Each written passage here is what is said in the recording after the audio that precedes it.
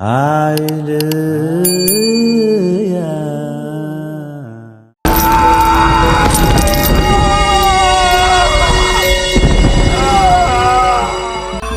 እብድ ብለው ይጠሩታል። ተስፋ የሌለው የማይረባ ሰው ነው ይሉታል። ነገር ግን እናንተ ይህንን ታሪክ ሰምታችሁ እስከ መጨረሻው ከጨረሳችሁ ኢየሱስ ክርስቶስ የዚህን ሰው ሰንሰለት ብቻ እንዳልበጠሰ ትረዳላችሁ። ይልቁንስ በዝምታ ውስጥ ያለ ቀንበርና ፍርሃትን፣ ትዕቢት፣ ኩራተኝነት ደግሞም የተለያዩ አላስፈላጊ ሱሶችን ይህን ሁሉ ነገር ኢየሱስ ክርስቶስ በመሐሪነቱ ሊያስወግድለት ወደዚህ ሰው መጣ። እስኪ ልጠይቃችሁ፣ ለአንድ ሰው ነፍስ ሲል ባህርን ከተሻገረ ለናንተ ምን ያህል ርቀት ሊሄድላችሁ ይችላል? ይህ ታሪክ የጌርጌሴኖኑ እብድ ነው። በዛሬው ዕለት ከዚህ ሰው ምን አይነት ነገር ልንማር እንችላለን? በጥሞና አዳምጡ።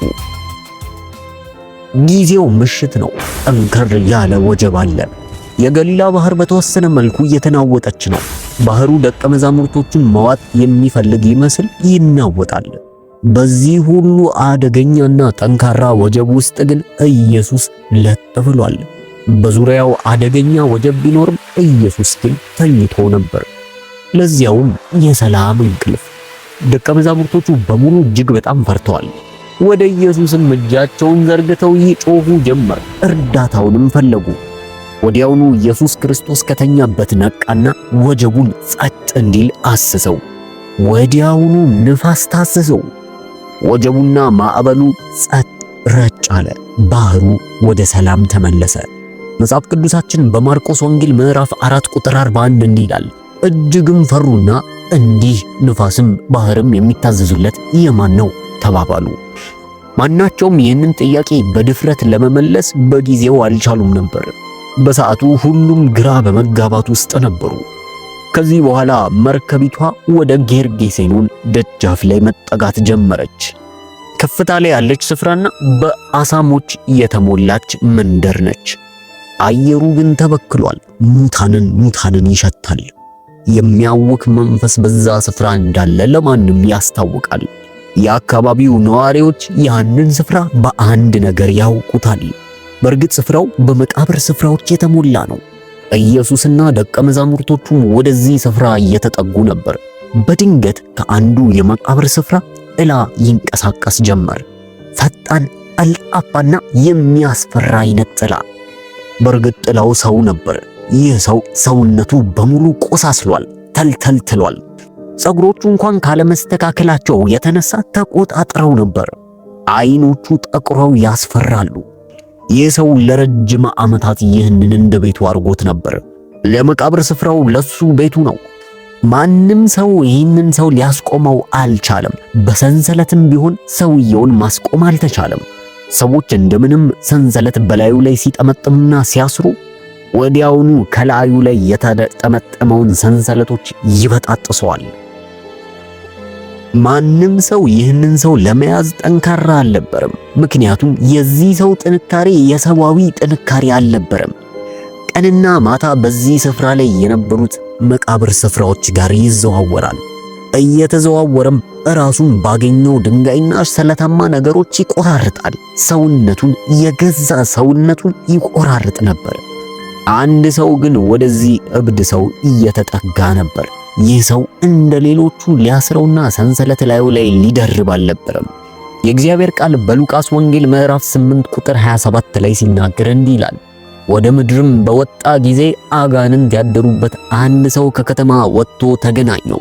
ከብዙ ዘመንም ጀምሮ ልብስ ሳይለብስ በመቃብር እንጂ በቤት አይኖርም ነበር ይለናል። ይህ ሰው ኢየሱስ ክርስቶስን በባህር ጫፍ ላይ ሲመለከተው እየሮጠ ወደሱ ተጠጋ። ወዲያውኑ በፊቱ ተደፋና ኢየሱስ እግር ስር ወደቀ። ወዲያውኑ ኢየሱስን እየተመለከተው እልጥ አርጎ ይጮህ ጀመር። እንዲህም እያለ ይጮህ ጀመር፣ የልዑል እግዚአብሔር ልጅ ኢየሱስ ሆይ ካንተ ጋር ምን አለኝ? እንዳታሰቃየኝ እለምንሃለሁ አለው። ኢየሱስም ይህንን ያበደ ሰው ትኩር ብሎ ተመለከተው። ኢየሱስም መልሶ ስም ማን ነው ብሎ ጠየቀው። እርሱም ብዙዎች አጋንንት ገብተውበት ነበርና ሌጊዮን አለው። ወዲያውኑ ወደ ጥልቁም ሊሄዱ እንዳያዛቸው ለመኑት። አስቡት እስኪ የሮም ወታደሮች አንድ ሌጊዮን ሲቆጠር ወደ 6000 ወታደሮችን በውስጡ አቅፎ ይይዛል። ታዲያ ይህ ሰው ምን ያህል የአጋንንት ብዛት ነበረበት? 6000 እርኩስ መናፍስት በአንድ ሰው ላይ ሰፍረዋል።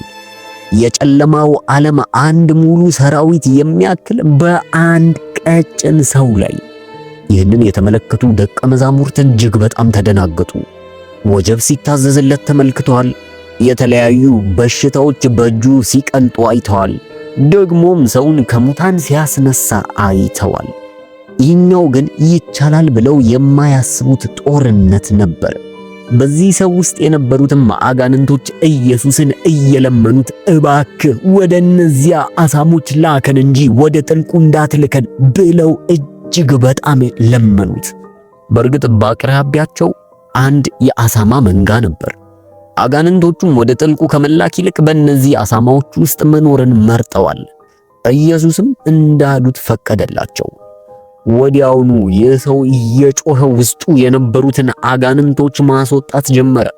ወዲያውኑ ከዚህ ሰው ወጥተው ወደ አሳሞቹ የገቡትም አጋንንቶች አሳማዎቹን እያንደረደሩ ከባህር ጫፍ ላይ የወረወሯቸውና ያሰምጧቸው ጀመረ። 2000 የሚጠጉ አሳማዎችም ወደ ባህር ውስጥ ሰምጠው ጠፉ። በአንድ ወቅት በሰው ውስጥ የነበሩት መናፍስቶችም አሁን ላይ በባህር ውስጥ ሰጠሙ። ይህ በብዙ ስቃይ በብዙ ሰንሰለቶች ይኖር የነበረው ሰው ከብዙ ዓመታት በኋላ ፈውሱን አገኘ። ከብዙ ዓመታት በኋላ ለመጀመሪያ ጊዜ ነፃ ሆነ። ደቀ መዛሙርቶቹ ይህንን ተአምራት በማየታቸው እጅግ በጣም ተደናግጠዋል። ይህንን ያዩ እረኞችም ወደ ሕዝቡ እየሮጡ ነበር። ይህንን ዜና ለመናገር እጅግ በጣም ቸኩለዋል። ይህ ታላቅ ተአምራት በጌርጌሴኖን ውስጥ የሆነው ሰዎች ሁሉ አወቁ። ልክ እንደ ሰደድ እሳት ኢየሱስ ያደረገው ነገር ይተላለፍ ጀመረ። ሕዝቦችም ያ እብድ ወደ ነበረበት ስፍራ መጉረፍ ጀመሩ። እግሮች ሁሉ ኢየሱስ ወደ ነበረበት አመሩ። በአንድ ወቅት የሚያስፈራና እጅግ በጣም የሚያስጨንቅ የነበረው ስፍራ ድንገት በሰላም ተሞልቶ አገኙት። በአንድ ወቅት እብድ ነው፣ ተስፋ የለውም፣ ይሞታል ተብሎ በብዙ ሰንሰለቶች ተተብትቦ የነበረው ሰው አሁን ላይ ከኢየሱስ ጋር ቁጭ ብለው ተመለከቱት። ወደ አይምሮም ተመልሶ ነበር። በዚህ ሰው ውስጥ የነበረው ክፉ ኃይላት በሙሉ ወድቀዋል። ነገር ግን ከዚህም በኋላ በሰዎቹ መካከል አንድ ጭምጭምታ መሰማት ጀመረ። የዛ ሰው መዳን ዋጋ ነበረው። ዋጋውም 2000 አሳማዎች ነው። ምክንያቱም ደግሞ የሰው ነፃ ከወጣ በኋላ 2000 አሳማዎች ወደ ባህር ውስጥ ገብተው ሰጥመዋል፣ ሞተዋል። በእርግጥ እነዚህ ሰዎች ይህንን መቀበል አልፈለጉም ነበር። ከሰውየው መዳን በላይ ያጧቸው አሳሞች ማንገብገብ ጀመረ።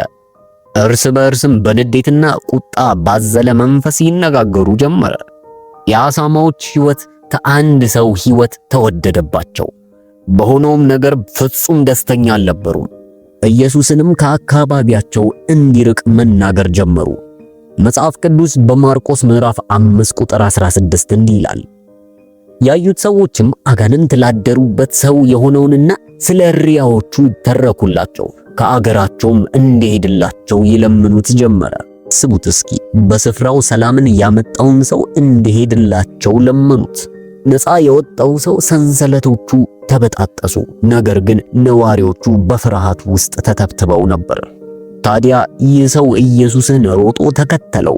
ኢየሱስንም እንዲከተለው ለመነው። ኢየሱስ ግን ይህ ሰው እንዲከተለው አልፈለግም ነበር። መጽሐፍ ቅዱሳችን በማርቆስ ወንጌል ምዕራፍ 5 ቁጥር 18 እንዲህ ይላል፣ ወደ ታንኳይቱም በገባ ጊዜ አጋንንት አድሮበት የነበረው ሰው ከእርሱ ጋር እንዲኖር ለመነው። ኢየሱስም አልፈቀደለትም። ነገር ግን ወደ ቤተሰቦች ዘንድ ሄደ፣ ጌታ እንዴት ያለ ታላቅ ነገር እንዳደረገልህ እንዴትስ እንደማረህ አውራላቸው አለው። ከዚህ በኋላ ኢየሱስ ክርስቶስ ወደ ታንኳይቱ በመግባት ከደቀ መዛሙርቶቹ ጋር ሄደ። ይህም ሰው ኢየሱስ ክርስቶስ ያደረገለትን ታላቅ ነገር ለብዙዎች መመስከር ጀመረ። ይህንን የሰሙ በሙሉ እጅግ በጣም ይደነቁና ይገረሙ ነበር። የኢየሱስ ክርስቶስ ምሕረት የዚህን ሰው እብደት ወደ ተልእኮ ቀየረው። የነበሩበት ጠባሳና ቁስሎችም ምስክርነት ሆነለት። ኢየሱስ ክርስቶስ ይህን ሰው ነፃ አውጥቶ መልእክተኛ አደረገው። በአንድ ወቅት ሞቱን ሲመኝ የነበረው ሰው አሁን ላይ ሕይወትን ይናገርና ይመሰክር ጀመረ። የሚገርመው ግን ከዚህ በኋላ መጽሐፍ ቅዱሳችን ይህንን ሰው ጠቅሶት አያውቅም። የሚገርመው ነገር ኢየሱስ ክርስቶስ ወደዚህ ስፍራ ተመልሶ በመጣ ጊዜ ሰዎች ኢየሱስ እንዳይሄድ ይለምኑት ነበር። እዛው የማርቆስ ወንጌል ምዕራፍ 7 ከቁጥር 30 ጀምሮ ኢየሱስ ክርስቶስ ወደዚህ ስፍራ ተመልሶ ሄዶ ሰዎቹም እንዳይሄድ ሲለምኑት ያሳየናል። ይህ ሁሉ የሆነው ግን አንድ ሰው ተልእኮውን በአግባቡ ስለተወጣ ነበር። አንዳንድ ጊዜ ታሪካችሁ ለአንድ ሰው የደህንነት መግቢያ ይሆናል። ለዚህ ለጌርጌሴኖ እብድ የሆነለት ነገር ከተአምራት ያለፈ ነው። ይልቁንስ መስታወት ነው። አጋንንቶች ኢየሱስ ክርስቶስን ሲመለከቱ ወዲያውኑ የእግዚአብሔር ልጅ እንደሆነ ተረዱ። ከማንም አስቀድሞ አጋንንት ራሱ ኢየሱስን ለየው። ደግሞም በገሊላ ባህር የነበረው ወጀብ ልክ እንደ ማንኛውም አይነት ወጀብ አልነበረም። ይልቁንስ ኃይለኛ ወጀብ፣ ማዕበል፣ የማይበገር ማዕበል። ኢየሱስ ግን ጸጥ ማሰኘት ይችላል። ጠላት በጌርጌሴኖን ውስጥ የልዑል ልጅ በጨለማ ውስጥ የነበረውን ወደ ብርሃን እንደሚያመጣው አውቆ ነበር። የትኛውም ስፍራ፣ የትኛውም ቦታ፣ ማንኛውም አይነት ሰው ከኢየሱስ ሊያመልጥ አይችልም። ኢየሱስ ክርስቶስ እጁ ረጅም ነው። በምህረት እጅ ይዳስሰናል። በእርግጥ የዚህን ሰው ሰንሰለት በገሃድ ማየት እንችላለን። ማንም ሰው ከባድና የተጠመጠመ እንደነበር መለየት ይችላል። ነገር ግን ይህ ሰንሰለት አሁንም በዚህ ዘመን በብዙ ሰዎች ላይ አለ። ነገር ግን ብዙዎች ማየት አይችሉትም። በፍርሃት ሰንሰለት፣ በሱስ ሰንሰለት፣ በትዕቢት ሰንሰለት፣ በተለያዩ ኃጢአት ቀንበርና ሰንሰለት ሰዎች ተተብትበዋል። እነዚህ የማይታዩ ነገር ግን ልብን የሚያውሩ ኃጢአቶች ናቸው። አሁን እኛ ባለንበትም ዘመን በደንብ አለ። ነገር ግን አንድ ነገር እንድታውቁ እንፈልጋለን። ማንኛውም አይነት ቀንበር ውስጥ፣ እስራት ውስጥ ብትሆኑ ያኔ የገሊላን ባህር ተሻግሮ የመጣው ኢየሱስ አሁንም ወደ እናንተ ሕይወት ይመጣል። አሁንም ወጀቦች ይታዘዙለታል፣ አጋንንቶች ይንበረከኩለታል። ይህን ታላቁን ንጉሥ በክፍት ልብ ወደ ልባችሁ አስገቡት። እሱ አያሳፍርም። ለተጎዱት ሐኪም ነው፣ ላዘኑት ደግሞ ወዳጅ። ስለዚህ ምን ጊዜም ወደሱ ስትመለሱ በክፍት እጅ እንደሚጠብቃችሁ እወቁ። ምሕረቱ መቼም ቢሆን አያልቅም፣ አያረጅም። እሱ ለዘላለም እስከ ዘላለም ቸር ነው። ነፃ መውጣት ከፈለጋችሁ እጃችሁን ብቻ ከፍ በማድረግ ሕይወታችሁን አሳልፋችሁ ለዚህ ለታላቁ ንጉሥ ስጡት።